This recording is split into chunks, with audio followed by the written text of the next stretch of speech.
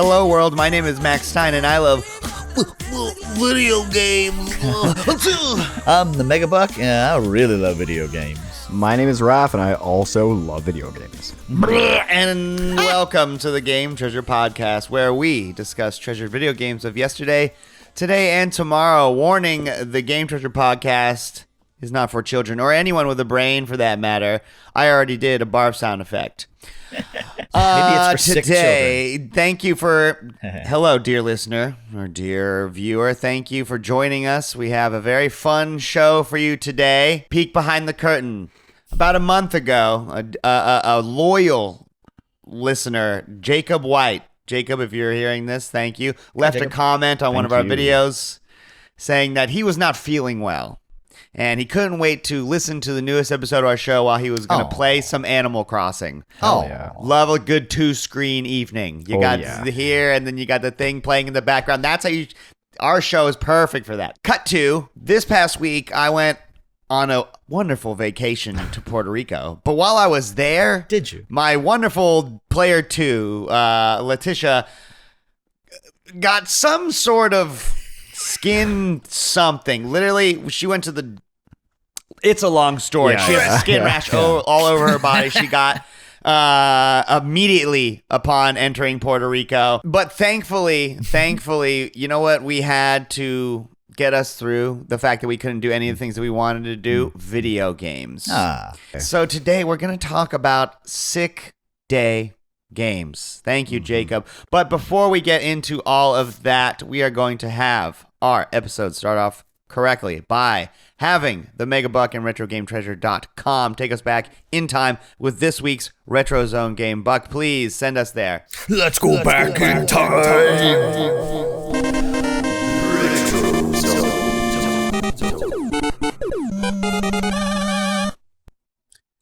Hulk for the PS2. No, but you got 3 minutes in this ring with me, brother. Oh, so many good wrestling games for the Nintendo 64, for the Nintendo. I'm going to go for one of the best wrestling games, in my opinion. Not just because it's a Capcom game, and not just because it was ported to the Super Nintendo and Genesis, but because it had some of the coolest alternative names ever in the Japanese arcade. While the first one is the one I'm going to talk about, which has got ported to the Super Nintendo and Genesis, like I said, the sequel in the arcade was called Muscle Bomber Duo. The second sequel was called Ring of Destruction. And this one in Japan was called Muscle Bomber The Body Explosion. I'm talking about Saturday Night Slam Masters. Whoa, okay. I don't know what this is, but I'm on board. Saturday Night Slam Masters is a wrestling game made by Capcom featuring artwork by famous manga artist Tetsuo Hara, who did Fist of the North Star.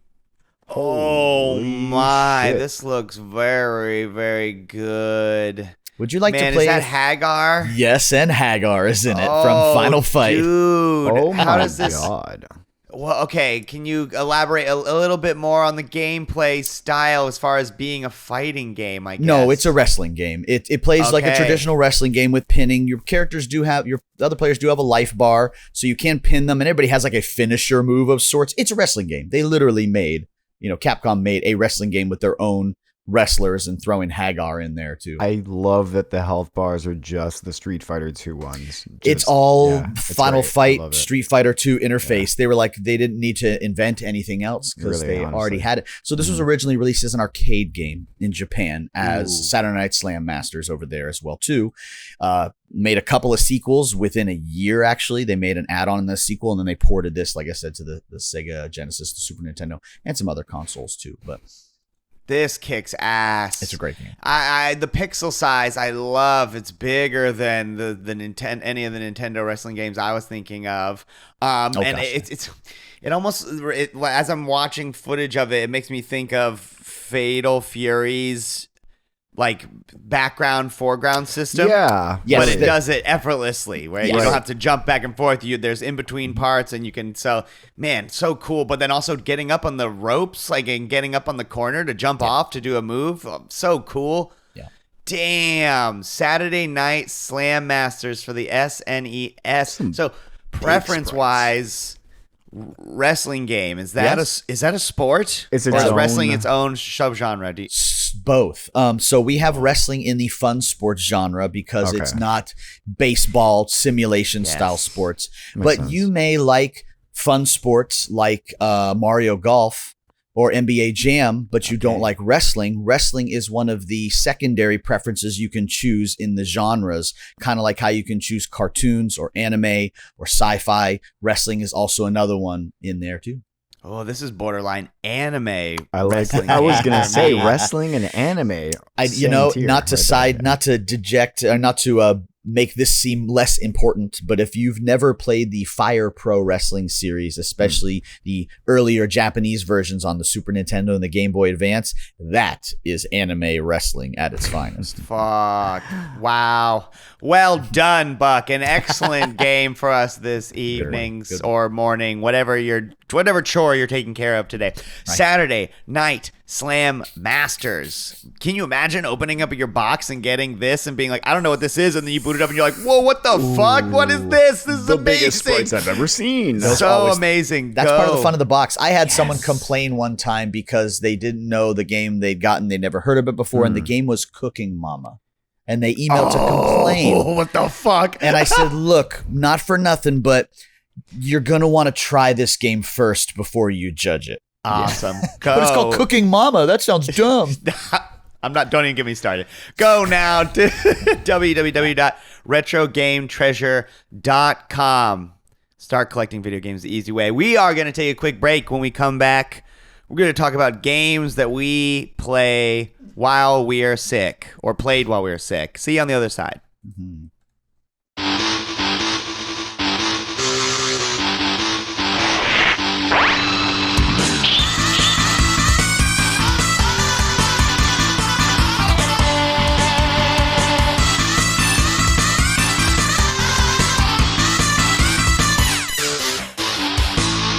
Okay, we're back, and it is time to kick off our sick day episode. Thank you, Jacob, once again.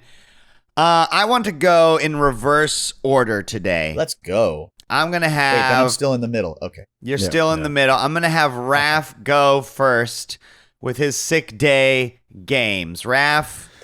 So, I was really kind of had a hard time with this at first. And then I kind of looked back at just all the, I kind of try to categorize what kind of games I like to play when I'm sick. And I try to go for shit that is sort of like low mental effort, like something that I don't have to really pay too much attention to, maybe something cinematic.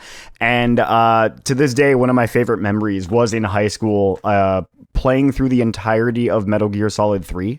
That was one of my favorite. Yeah, because it's not a hard game. It's not like the easiest game either. You can power through it, and I beat that game in a day on many sick days when I was in high school. Metal Gear Solid 3, and the other one was Star Wars Battlefront, both 1 and 2. I would just queue up like 30 maps against bots and just sit there and play that shit for hours. Only Metal Gear Solid 3 has a character that can barf alongside of you. In case if you're barfing, you can always give Snake a spin around or make him eat something poisonous and just watch him barf. Trying to make sense of that plot while you're delirious with a fever is insane. Like, have fun. Good luck. Oh, yeah. It's probably better consumed that way. Absolutely. Under feverish duress. Oh, yeah. Well, those are very good ones. Buck, what say you for sick day games? So there's a lot of, I'd say, comfort games, first of all, that really you go to because you've played them so many times. It's like watching your favorite movie. You have all the paths memorized. You don't have to use any brain power to go and do any of those kinds of things. Do we want to go into specific stories now or just? Absolutely. Okay. Yes, please. But when I think of being sick and playing games, it was easy to just, if I couldn't remember those specific times being sick, it was really easy to go to the game shelf and look across the row and go, oh, I remember when that happened. And oh, I remember what that happened. So my two big sick stories that reminded me of on my game shelf today was my first one. I was in college Who doesn't love getting their wisdom teeth pulled? Oh my God, I have to do it now. Boy, I literally, no. I was talking, I shit. mean, not right now, but that's like, Like I right was the just second you talking gotta to leave our and go father do the your other day, wisdom but teeth that's pull? like my next thing I got to spend money on is Oh, getting my Jesus wisdom Christ. teeth pulled. Oh no. Well, I had it done in college, and I don't do pain well, and I don't do meds well. And I tried to take the pain meds. They made me sick. Of course. Tried to sit up doing all that. They made me sick. I was a poor college student, so I had to go to work like a day or so later. When I got home, I just wanted to veg on the couch, and I couldn't sleep. Good old OG Animal Crossing on the GameCube, which was pretty fairly new at the time, actually. Good choice. I remember not even sitting on the couch, but sitting in front of the couch like you would, with your head on like the leg rests of the couch. Because the cords weren't long enough, children. That's Go also on. very Yeah, true. yeah, Yes. that's And well, why. this was also in our crappy college apartment that the wife and I shared back in the day. Yeah.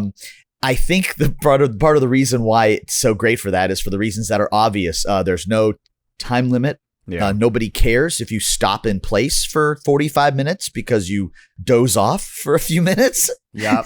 Go back to taking care of your weeds. Go to your house. Tom Nook is not going to chase you down for bells just for being sick. The music is pleasant, but non-obtrusive. Charming. Where Yeah. you're just like, okay, I'm It's just- sick, so don't be too crazy with the It's music. just kind of please. there. You're like- Literally remember being in and out for hours, like 2 days in a row, of just being like, well, I want to play games and my villagers kind of need me. So, and it might even have been the time too when I passed the controller to the wife who's not a gamer and never was, but she kind of got into Animal Crossing. Like, now go help that guy. And I go, yeah, you got to go turn into him and his weeds. And no, don't do that. Never mind. Just figure it out. I love the look of the GameCube and to a lesser extent the N64 because we didn't have that one, but Animal Crossing. Like the new one, Tish has the new one and it looks gorgeous. Right. But when you look at the old one where everyone is like, your guy has like an elfish look to him. And I love that aesthetic. I thought it was so cool. I don't remember if this was that time that I was sick that this was happened, but a really distinct memory about Animal Crossing 2 because we had a Game Boy Advance with a link cable, and I went and bought an e-reader. So we had those cards specifically for Animal Crossing where you could add different wallpaper patterns that you could use in your house and different clothes for your characters that you could dress people in. Wait, I'm scanning sorry, the an cards. e-reader? So there was an attachment for the Game Boy Advance. Okay. It plugged into the game port, but it was a larger size, about the size of maybe half your fist, that protruded off the top of the Game Boy Advance, and it had what looked like a credit card slot on it, like a slide slot. They made a series of cards for the Game Boy Advance. Some of them, actually, I actually could have grabbed one out of the warehouse. Some of them were like a small deck of cards, and if you scanned them all, you could play Excite Bike on your Game Boy because it had pieces of code built into it. And with enough of the code, you could play the whole game because they weren't very big. Well, in the case of Animal Crossing, if you used a link cable to hook up to your GameCube, which the Game Boy Advance could do for certain games like Final Fantasy Crystal Chronicles, so Link's Awakening, or the Four Swords Adventures, those games. If you linked up in a game like Animal Crossing, you could buy booster packs of cards, and the booster packs had DLC, basically. They had wallpaper patterns, clothes, and things. So you'd have it plugged in, and you would go to your house, and you would swipe a card, and it would give you access to that wallpaper for your house, or that outfit for one of your villagers. Gnarly. Wow. And So then you could analog and cool. And then you could really save it onto your Animal Crossing bespoke memory card that came with Animal Crossing. Because it was huge. Sticker on I knew it. you were going to need a memory card just for that game. This is a 59 block memory card, and I believe the original Animal Crossing took up like 57 blocks or something like that. So Took up cool. the whole memory card. So good. There was another time I was reminded of. Okay. In 2008. We live in Florida, guys. We live in Florida. There is no flu season. Flu season is like year round. Tourists come down here. They bring the flu. They give us flu. We can get sick whenever. I worked in the hospitality industry for years and years. And 2008 would have been when I was working probably 6 or 7 days a week all the time. And I remember one time coming down with this absolutely terrible crud. Back when we used to have that big, remember we used to have that big futon couch in this game room, Mac? I can remember for 2.5, 3 days straight just being passed out and like fever lucid on this couch. And the two things that got me through it were the newly released fan subs of Vampire Knight. That's a story for another day. Fuck yeah. and Lost Odyssey by Mistwalker. Ooh, good one. I don't know this game. That's because Lost Odyssey is a Mistwalker game, aka ex-Squaresoft employees, and it is still, to this day, an Xbox 360 exclusive. Oh, okay. I looked it up today, and I was like, I can play this. gone. Can I play this on PC? Can I replay this on PC? This It was game, Expedition 33, long before Expedition it was. 33. This was okay. actually more like a spiritual successor to a Final Fantasy IV, which you guys all know is my favorite. It's character design by Sakaguchi and music by Uematsu and all that. This game was 4 discs on the 360. It was absolutely massive. huge at that time. Gorgeous. And the one probably downside RPG, JRPG. I was going to ask, is this a JRPG? Turn-based, yep. Okay. The standard Turn-based game. Okay, all right. front and back row. There is a Cid in it, even though it's not a Final Fantasy game. Yes. There are white and black mage brothers and Oh. sisters like Palem and Porm. The main character is a paladin and his wife is the white mage in the party. It's Final Fantasy IV. Oh, wow. Okay, wait. But I think I have heard of this. I had already beaten this game months prior, right? Okay. But I'm laying there completely dead on the couch and Yeah. I'm like, oh, there's some of those end game dungeons I didn't do, and I can go get the ultimate a spell for the black mage in the party and go fight that boss. And over that course of the days, I watched anime and I did a bunch of the end game content in Lost. I probably Yes. spent an extra 20 hours over those like 3 days because in and out pass. It's turn-based combat. Like if I paused it in the middle of a fight for like an Yeah. hour and passed out, who cared, right? But Yeah. I think Got some grinding to do. I think I'm that here. I ain't going nowhere. right. Yeah. I think that was kind of how it worked. But this game had such a fun world to explore, though, that like Expedition 33, I could just spend an extra 10, 20, 30 hours just enjoying the world in It this was game. peak 360 graphics when it came out too. I remember being like, "Damn!" It was like Final Fantasy X wanted to be like. I mean, when that shit came out, or not wanted to be, but when 10 first Kinda came out, was. we were like, "Holy shit!" And it was like Yeah. that again. Yeah. Wow. It does have some pretty long loading times for that reason, too, if I remember rightly. Yeah, Not probably. necessarily bad to the battle, but there were some maps where it was like, holy crap, did I just walk into that building and it took like 20-something seconds to load? Like, what Oof. year is it? Yeah. PS2 style stuff. There was another game just like this, too, called Last Remnant that came out pretty close to this, I think, or not long after that. Had similar issues to that. But, I mean, this game is Final Fantasy IV 2, if you're going to call them any of those. It's all the staff members from that. It's great. It's the greatest like turn-based RPG to be sick and enjoy. It looks so good. Like, yeah. Yeah. damn, it looks dude. really good. Yeah. I'm saying. Yeah, The Mac is menus not look on. really sleek too. It's right there with What a cool game. what's it called? Panzer Dragoon or no? What's that? Legend of Legend of Dragoon.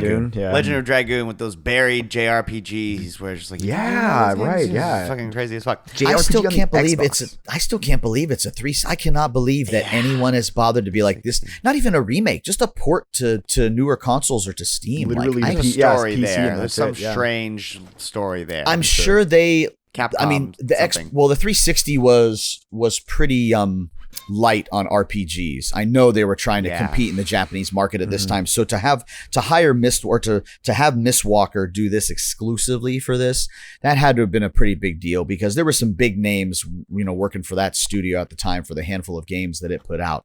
And this is, I mean, to me, this is one of the biggest. I absolutely adore this game. I need to play through it again. Very good game. Lost Odyssey for the Xbox 360. Very good, sick game. That's a very good, sick game. I shall go now.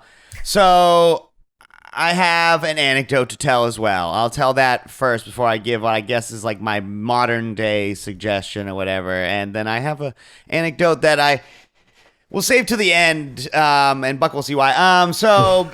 My game, when I pitched this sick game episode, I had a specific memory that I was recalling to when I wanted to whatever. So I remember in 2005, I was a sophomore in high school, and I was staying home sick, and I was like medium sick, and I had somehow convinced our mom to let me stay home. You know those like when you try and you try and you try and you try. It finally worked.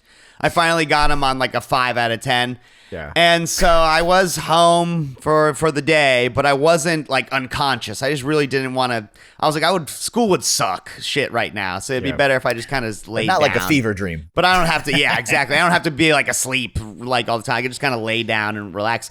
And I chose to try to pop in and do something that I thought Raph would mention and Buck kind of mentioned, which is do something that doesn't take much, something you do over and over and over again, something that doesn't take much memory. Right. In this instance, I did a game that I had been banging my head against the wall with over and over and over and over again. I was like, I'm here. I might as well bang my head against this bad boy when you're that sick, I've been playing. You want a comfort food, right? Like you want something to make but it was it's much like sick.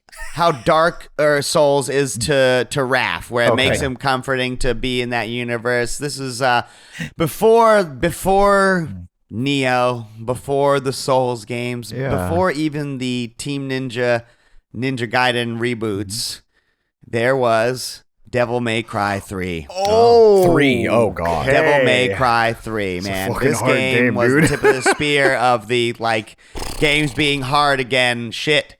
And I remember just, like, I was stuck on a boss. I was stuck on the bosses that give you the twin swords.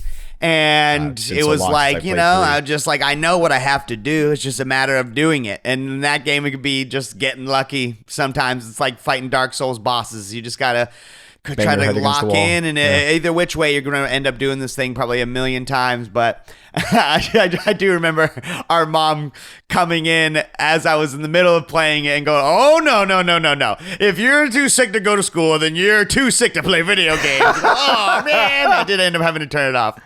But Devil May Cry 3, I mean, if you haven't played it out there, it's good. It's got those that, like, all the Devil May Cry games, like that coolness factor combo thing where you can, like, try to chase scores if you're that guy. I am not, but it is in there and it's cool.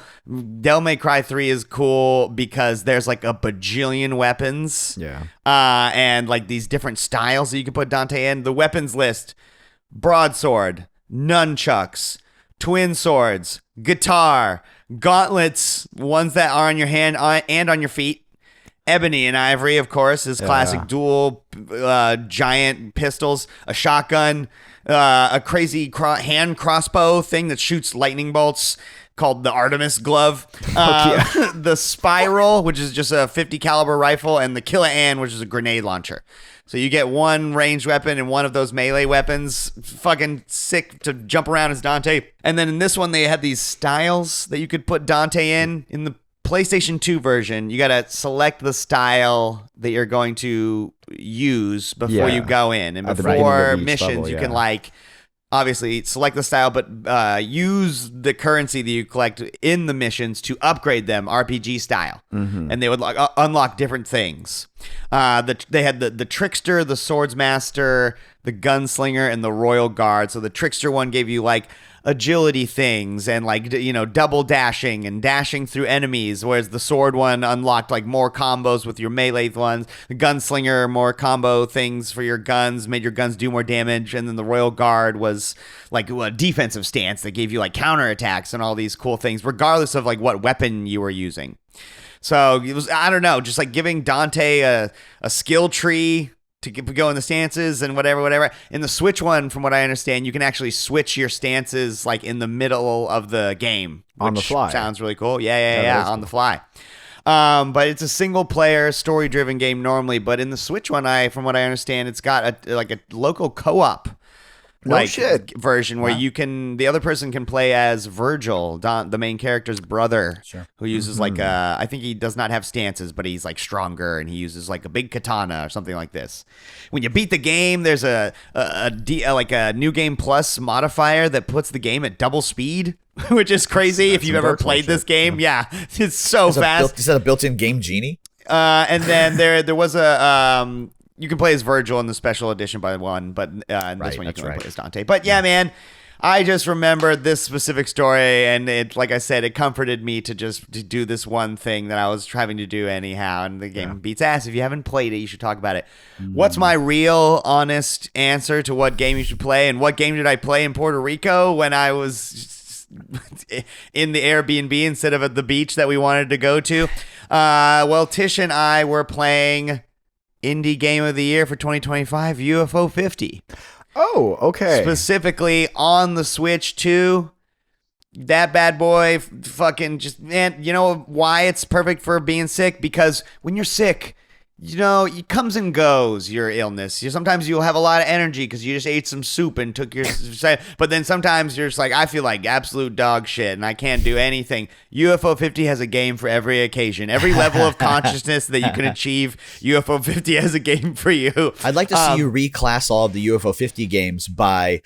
I'm feeling illness. Okay. Yeah. I feel like shit. Oh my god, I feel terrible. And which could you play? Which should you play in those? You different play like Which game absolute goes into dog shit. violent You can play diarrhea category? Divers. If you're really feeling conscious, then you can play. I don't know, pinball. And then just real quick before we go, I did want to say, it's not a story about playing a game while sick, but I will say I do have a very particular memory of a game making someone sick. It was probably 1995 or 1996 or so, and Buck and I don't own a copy. I was gonna grab it off the shelf. My brother's best friend. Sorry, I probably shouldn't have said. I'll bleep that out. We're in a car ride back from, I don't remember where, because I was like 5 or 6. Upper Captiva. We were coming Upper back Captiva from Upper Island, Captiva. and my brother's friend was playing the Atari Lynx. Yes, he I don't was. remember what game he was playing. Do you Ninja remember? Gaiden. He was playing Ninja Gaiden for the Atari Lynx after a big breakfast. And I in do the have car, a copy, a loose copy. Yikes! And he got sick all over No. the back seat, Nope. and we were. Oh, He didn't. Oh. He didn't get sick. I was gonna save the audience for the gruesomeness, because the point is that he got so sick that we had to pull the car over and we had to wash ourselves off in a Florida byway like stream, like in the side of the road, like we were raccoons. We were or on the something side like of the this. highway, in the middle of nowhere on a stretch of highway, and he's taking off his shirt and his pants to change into some spare ones that we have and do all the stuff you do when you get sick in the car. There is not anything for miles. Like, as far as the eye can see in any direction, there's nothing. Children wander out of the woods. 2 children. No. And they're like, hey, what you guys doing? He got sick. I'm sorry, where the fuck did you We're on the highway. We are on the highway in the middle of nowhere. What? So that's the last anecdote. I was hoping that you wouldn't tell us. That's why I wanted to go last. That's why I wanted to go in reverse today. All right. So Oh, funny. I man. literally looked at my Atari so Lynx funny. games. I looked at my Atari Lynx games because I have a handful of them boxed on my game shelf, and I thought about that story. And I just Don't thought, play that's Ninja funny. Gaiden for the Atari Lynx. It'll make you sick. It's a really good game though. It's an arcade port. It's really good. Okay. It's so funny. We're going to take a quick... This episode was for us. I just got back from vacation. We're going to take a quick break, and when we get to the other side, we have actually some very fun games in today's What Else You Got, I think. So see you on the other side, dear patient listener. Thank you, Jacob. This is your fault. Blame Jacob in the I comments. hope you're not sick, Jacob. Brother, our guest is Sai. Sai? What is Sai? Well, a Sai is when... Enough already! How long are you two gonna keep carrying on like this? All right. Dear listener, viewer, sorry about that. We're back, and we're here to talk about video games that are good and not If you sick. fast forward and past the first 30 minutes of the I episode. hope. Yeah. So I will be going first on today's What Else You Got, the segment of the show we can bring anything to the table. I played a very cool roguelike indie game I like called those. Soul Sesto. Oh, Google yes. it, gentlemen. Yeah, I'm not Okay, going to did you Google watch it because All I've right. already had them answer on X that we might be having them on the super interview, bros. Cool. It's Fucking funny. amazing. Okay, I saw this you game's play that, awesome. and I was like, "Whoa, did Mac?" No, I didn't tell him about them. No, I just talked to them like 2 weeks ago. Sorry. Anyway, Published by Goblins Publishing and Maple Whispering Limited. Developed by... this is some... Tambuli, I think you got that. Gerard Zucchini, his name is Gerard Zucchini. and Cario Spirali. I'm up in his got it. DMs. So a bunch of... it sounds like the cool Italian guys or something. I'm not sure. If we interview you, I apologize if I got that incorrect, but your game is awesome. So it's a From- rogue-like dungeon crawler in big air quotes. So I'm just going to explain the game by explaining the first run. you start out and you are told that you are a peasant that's going in a dungeon. The dungeon is a like 4x4 grid of squares, or it might be 5x5. It doesn't make a difference. It's one of those. And you select a horizontal line with that grid to land somewhere in. Okay. So each one of these squares has like something in it. A pit of spikes, a bad guy, treasure, health in the form of strawberries. And then it becomes roguelike in the like, okay, you have different characters that you enter the dungeon with, and your characters can pick up items or start with items, and also like some of the enemies will change their stats mid-row, whatever, but you alter the odds of which squares you're going to land in, essentially, using those things. Incredibly simple to explain, because the game basically hangs its hat on like the vibe of it. Yeah. The art and the music and just like the way it's so earnestly presented is just like so fun and so sincere feeling. It feels like the same homemadeness feeling of Mugenics without like the like fuck you punk rock like aesthetic. Yep. Like it's just like completely just like video games are awesome. And I would describe its energy instead of fuck you punk rock as psychedelic dark fantasy by way of Terry Gilliam. Yeah. Oh. This looks like something made by Luca Rayech or something like that. He makes like these like indie tabletop RPGs, and it's got the same vibe and artistic sort of style. The It's biggest gorgeous. difference is they've been in early access for like the last like 10 months or so. 1.0 just launched this past week. So all of that intro cinematic, all of that art, all of that stuff you saw is all like brand new polished stuff that they added in to really fantastic. That bit that they added there like is what really helps it nail the vibe. Cool. It's just so good. Like the menu screen feels a skosh like it's throwing back to Windows, like old Windows games of yore, like the arrow to go back specifically. It's hard to explain, but the whole thing feels like an old PC game. Interesting. Including like cutting away to a cartoon, essentially, that feels like it's a pro motion video, essentially, like it's Dragon's Lair shit. Yeah, but it's hand animated, yeah. But it's hand animated, and like I said, it looks like Terry Gilliam, and just like, not even that, but just like, I don't think this is spoilers. All right, I'm at the item shop, and I've unlocked some items, so the item shop is open, and I unlocked them by basically like I found gold in my run, and then there's a well that you can put gold in, and when you play it, it plays this music that is so perfect. It's somber in a way that like matches the fact that you're giving away the thing that's going to help you, like by giving money to the well in order to send it back to unlock new characters or new power-ups. You're obviously not going to have it to spend in that run. So you're kind of dooming yourself a little bit. And it's so when you're giving the music up, or like when you're giving the coins up, it just plays this music that makes me go just like, I hope I make it. Like it's like it is such a, I don't know. But when you go to the item shop, there's bugs crawling on the table. And you have a little finger that helps you collect it. You scroll over one of the bugs, your finger, you can click and you'll squash a bug. Thank you. I'm looking around. There's a gold bug. One time I'm looking on the table and I went, what?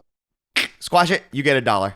I was like, see, so that's good shit. Even if you don't want to buy something at the vendor, you have to keep engaged with the game because you got to be like, got to look out for the bug. You can't just like, because you know how these roguelike games, so if you walk up to something you don't need, you just like zip past it. You know what I'm saying? In this, it keeps you on your toes. It keeps you engaged in that way.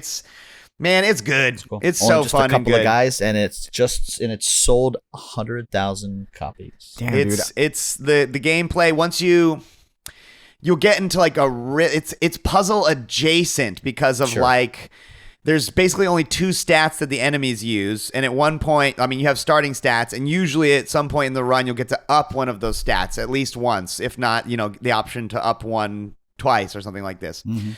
So there's strategy involved to you pile all into one stat and then try to avoid the enemies that attack with the other stat, or do you balance yourself out and then try to maneuver as such to just barely eke by? What's your guys' ability? It's I don't know. At first, it's kind of hard to get into the rhythm because there's so many guys on screen. But then once you understand which ones you can and can't fight, you're like, okay, zip, zip, zap, zip, zap, zap, zip, and it's incredibly addictive. Sol Cesto, SOLCESTO. Go check it out on Steam while it's still in its 1.0 sale, where it's like $18 or something. It's fucking awesome.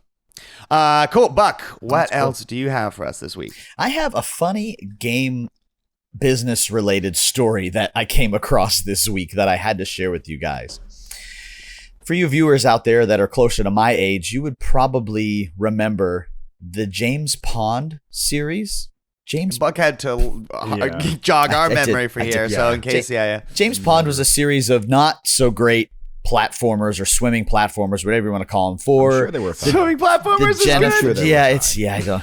The Genesis and some other consoles, like the Amiga and some of those other ones. I'll read you. Maybe this will make a little more sense when I tell the rest of the story. But I'll read you a couple of the titles from the James Bond series, James Pod series. This is James Pond 2, RoboCod, and James Pond 3, Operation Starfish. Oh, I somehow hate that more. Okay. I don't. So James Pond sucks. Go on. Anyway, yes, but the first James Pond game came out in the Genesis in like 1992, which was 91. I'm sorry. Sorry, even before that, 1990. I'm sorry for the There's first. Some James Pond Genesis fan out there just polishing a gun. I know, like Buck. You can't. I can't believe I'm on a RoboCod. There's literally dozens of them, and digress. they're angry at you right now. Yeah. In the year of our gaming lords, 2026, the rights holders to the James Bond trademark have opposed an application for a trademark for James Pond. So my question is, was there a new James Pond in the works? And now they're squashing it because they're like, no, video games are too big a business. We can't. We can't have another James Pond game coming out. It'll put us out. My God, that's Jason Pond. It looks like they made one for the Switch in 2019 that I did not know about that looks equally as terrible. Wait, you're fucking joking. They did? No. I know that. Well, even that is getting close to a decade old. Right. It uses motion controls. Don't worry. No. Why 3.5 decades later were they like, oh, this is not cool, you guys can't, like, this isn't even a parody, you can't release James Pond game? Like, no one cares. It's James Pond has already flopped like 3 times over. I don't know even why they're trying to make a new one. The person that owns James Bond is in a rough way. Yeah, for it must real, be or something. And he's just like, he went to a flea market and he saw an old Genesis copy of James Pond and was It's like, what crazy the fuck silly. is this? Where's this? There is a recent game. Yeah. There is a really funny story about James Pond 2 RoboCod for the Amiga. And that is, I just don't like that because James Bond has nothing to do with RoboCop. So why would it be that? No, they were trying to simultaneously piss off 2 rights holders at the same time. Like that. Can we get James Bond and RoboCop to sue us at the same time? No one cared because it wasn't that great and it didn't. I came for the James Bond and I did nothing, and then they came for the RoboCop and I did nothing because I was not RoboCop. But funny side story, there was a copy of James Pond 2 for the Amiga that when it came out, do you remember when games came out back in the day, especially PC games, they would give you a demo of the game? Doom, all these games, they give you the first little bit, right? Well, some of them, Doom included, were infamous for when you downloaded the file, you actually downloaded the whole game. But until you gave them money, you didn't get access to the whole game, right? Well, the genius makers of James Pond 2 put these collectible items in the game. And part of that was if you collected all these items, especially in the early part of the game, you would get access to the level select, which they left in the demo, which meant you could play the entire game if you found all those items in the first level, even if you just had the demo. So the game was just free? You're free-ish? Free with extra steps. Pond. If you've never seen these games, you'll look it up and go, "Oh yeah, this okay. looks like crap." No, they look like Flash games, like straight up. Yeah, it's, diarrhea. Even back in the day, yeah. Very good. I mean, very bad. Okay. It is very good, bad. Yeah. I have a new game for the Playdate you might be interested in, man. All right. It's called I'll hear you. 10-Day Champion. And in 10-Day Champion, you have 10 days to get your warrior ready for a tournament. This is basically a 10-day, not in real time, but it takes about an hour or two to play a run, simulator, where in those 10 days, you have to there's a bunch of different characters selectable to choose from with different starting stats, and it's basically a pseudo turn-based RPG where you choose how to spend your time.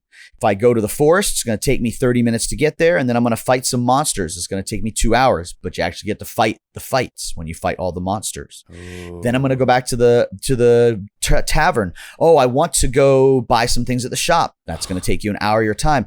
The tavern is open. Let me go to the tavern. That takes 2 hours, but at the tavern, you gather information like, oh, on day 4, there's going to be a sale at the shop. Or on day 7, if you go to the forest, there's going to be a warrior there training and you can challenge him. And if you win, you get a special item or a special upgrade for your character.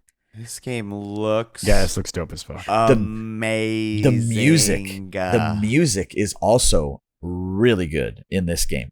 Really great little $6 play date game, I think, but unlock more characters. I had one run where it was like the tutorial one. I got to like day 6 and the tutorial chick was like, meet me in the forest if you want to fight and prove yourself. But if you lose, your run is over. Whoa! Oh my God. I want to get a play date so bad. Yeah. I thought I was ready for that one. I thought I was ready for her, and I was good. not. I now have this 10-day champion. I now have this backlog of unopened Playdate games that have come out in my library over the last couple of days that I haven't opened. It's like yet. UFO 50, but real. Raven, what else have you got for us this week, sir? I got a couple of good things for you guys. So first, I got a game. So this is Pluto. Pluto or Pluto? Pluto, Pluto. Okay. It is developed by Siege Wizard Interactive and published by indie.io. Oh, yes. Okay. So this is a roguelite deck builder dungeon crawl hybrid with like... Did you run out of genres to mash up right? into this Yeah, game? it's got... No, hold on. I'm not done here. I'm not done here. Sorry. It's I always think that's turn-based funny when there's that combat many. and also has horror elements. So it's all those things at once. I always think it's funny when there's that many genres. No, yeah, it's got a million things in it. It's incredibly unique looking. It's got a really cool art style, as you can tell. It looks like it's like hand painted, or it looks like like I said before, like an RPG book almost. But the concept is you play as a wizard locked away in a prison, and you receive a letter from your niece, and she's invited you to her birthday. And you have to escape prison to get to her birthday party. Perfect. Yeah.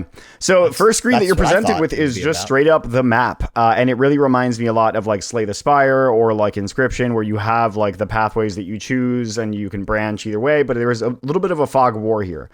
So it obscures, I think you can only see like the one next to you and then like one slot further ahead as far as the map goes. So there is like a certain amount of obscurity on the map for you, you know, as you progress. So you have to kind of unlock the fog of war. How do you spell it again one more time? Pluto, like the planet. planet. I'm sorry. I am looking the at the right planetoid. game. Okay. Yeah, sorry guys. I am looking at the right game. I'm Call like, it a this looks planet. dark and creepy. And Yeah. It's spooky. Yeah, it's spooky. It's got a certain degree of spook factor to it. The combat is, I think, where it really kind of shines. Like, it takes place in 2 phases. You have like this preparation phase where you set the spells that you're going to cast, and then the combat phase where the actual actions that you put down all kind of take place. Kind of like Mother or like Earthbound. Similar sort of combat system, but with cards. Your spells are the cards there, and your hands are out in front of you in this first person perspective when you're in combat. And the way you cast the spells is that the 4 fingers minus your thumbs on each hand, you can actually apply the spells to the fingers, right? So the spells will have a recipe. So let's say I want to cast a spell that takes 1 arcane and 1 lightning. I'll have to place those energies like on my fingers, but I can combine spells that start with a lightning. If that one ends with a lightning, I can have like 2 or 3 spells kind of chained together to save space on my hands, because when you don't cast spells on your fingers, those fingers are also being used to block. So you're either casting or blocking. Some spells even add to your block or whatnot. It's pretty cool, man. It's got like a very good, like cool vibe to it. There's just the very, very atmospheric. That's the word I'm looking for. It's a very atmospheric game. Looks like I'd already downloaded this at some point. It came across my wire somewhere, but this guy's hands. It looks like he's seen some shit. Oh yeah, for sure. So I mean, the hands are they're a focal point of the gnarly. game. They take up like 10% of the They're screen. gnarly looking. The whole art style is very gnarly looking, but you can actually, you get rings on your fingers too that will add to certain spell effects, and you can actually get cursed. Your fingers can individually get cursed with cursed rings, and then when you cast spells on those fingers, there's some negative effects that occur. The main thing with this game, like it's fantastic. My one complaint about it is that there is a very steep difficulty curve, like after like the second section.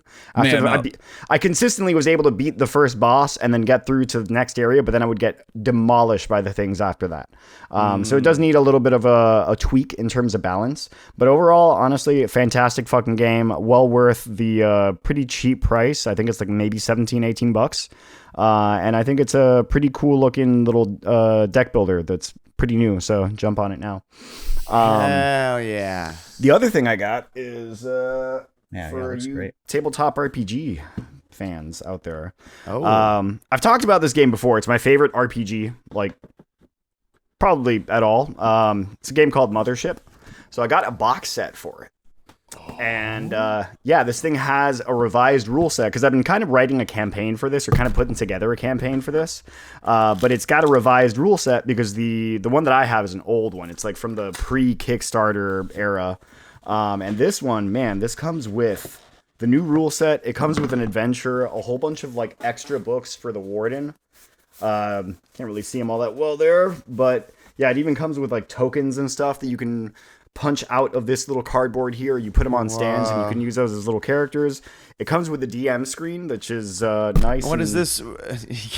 Careful with your mic there. Did I bonk it? Yeah. What is this? The world of this RPG? It's so it's a horror RPG, and it's designed to play things like the movie like Alien or Aliens.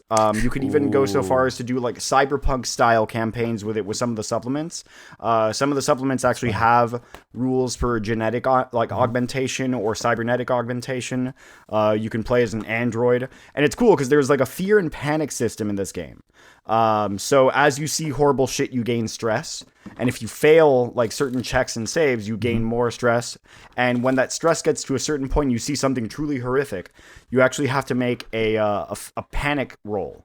So you roll for panic. And if you roll under the level of, or if you roll, I think it's above the level of stress that you have, you're cool. Like you're good. You're solid. If you roll under it, then you end up panicking, and you can get a random effect on this table for it. You can even up to like the point where if you panic enough, your character will have a heart attack and die. So it's pretty cool. Wow. Very Have you lethal ever little seen- system. Yeah. They made an Aliens tabletop RPG They not too did, many yeah. years ago. I have a copy of that book, and I got to play a one-shot of it one time. While the world is wonderful in that one, that system, it was so easy to die Yes. that it was yeah. like, how do you feel about playing 3 different characters in this one shot? Because you're probably going to die at hour 1, and then again Yes. at hour 3, and then... It's quite a deadly system. It's very similar in that regard. It's a lot like Call of Cthulhu. If you've played Call of Cthulhu at all, it has a very similar, it uses a D10 system or a D100 system. So it's got a very similar sort of like stats. Percentile? What's that? I'm sorry. Just no, percentiles? you use D10s for certain actions, and then you can use a percentile for like skill checks. It's like out of 100, so you roll under the skill to succeed at it. So the higher the skill, obviously, the better, because then you just roll under it really easily. Yeah, those are always rough. Those are always rough, the tabletop RPGs where like you can't really invest in a character. Yeah, It's a different kind of experience. I as like a GM, I usually I kind of flub the rolls a little bit sometimes. I'll make it so they might at least make it to the end or at the very end, then maybe I'll kill a couple of them. Just You for can the do sake that of, in D&D, story. but it's kind of hard when the situation is trapped on derelict ship with bloodthirsty monster creature. It's a system where combat essentially means that you have already failed. If you're in combat, Right. that means that you've already failed. Right. You have to plan the combat encounters and try to trick the monster and kill it. But yeah, that's fun. what else. That's what else I got. Working on that there. Dang. You Yeah, trying to yeah. play that over the internet? Or are you trying to get people to get to one place to play I was thinking about running a practice game with some people online, and then I was thinking about doing a physical one in person with you guys, honestly. Damn, that'd be so tight. I want to do that. Yeah. Nice. What was the game again? Mothership.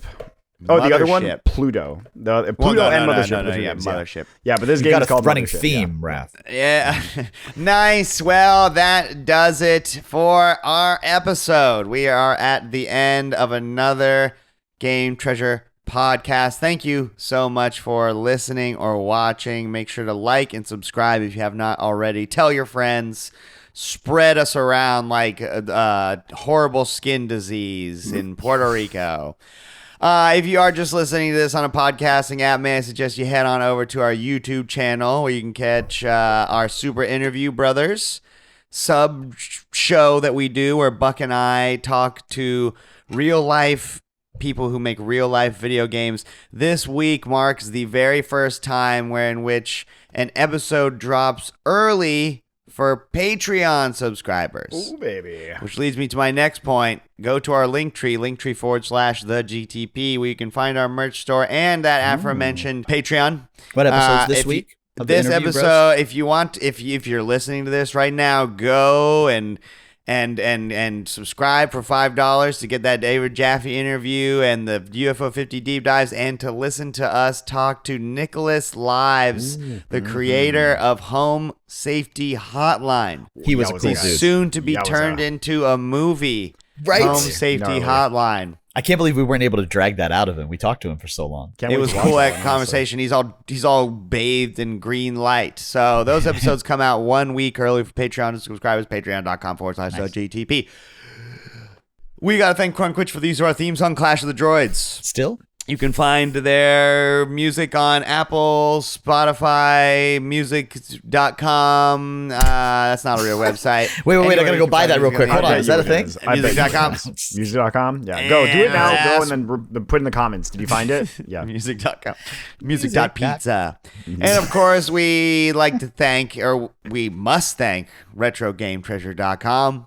Owned and operated by the Megabuck himself, Retro Game Treasure is a subscription service that helps you grow your video game collection. All right, listen, anyone can just buy video games. All right, if you have a video game that you really want to go buy, no one can stop you from doing that. But that's not the same as collecting video games. Collecting video games is, well, that's something else entirely, right? It's like collecting Pokemon cards. You can get a booster pack of Pokemon cards, but are you really collecting Pokemon cards?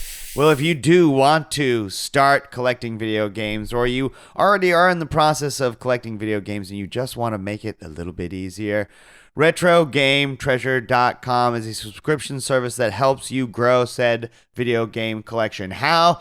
Well, you tell Buck what video game consoles you collect for and what genres of video games you prefer to collect.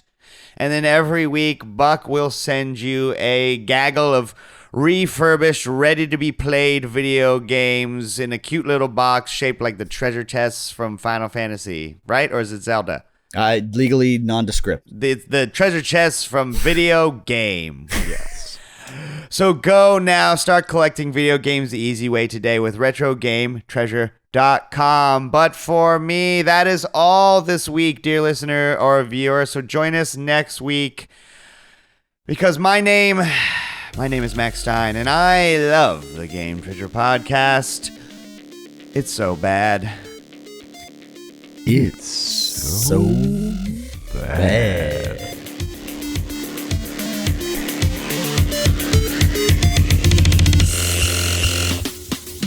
Wake up!